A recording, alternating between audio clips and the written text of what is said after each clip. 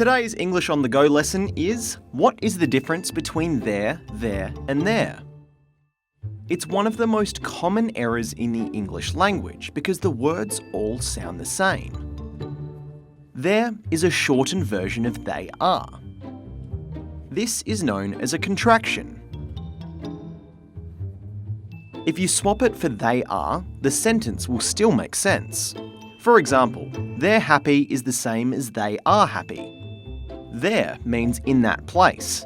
It is the opposite of here. For example, my car is over there. If I was travelling to China, I might say, when I get there, I will go to the Great Wall.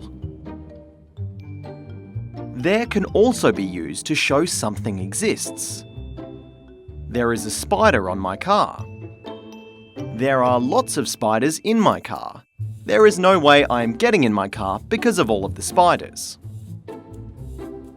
There is a possessive determiner, similar to my, his, our, and her. It is the ownership of things that belong to multiple people. Their dog was hungry. The students put their books in their bags.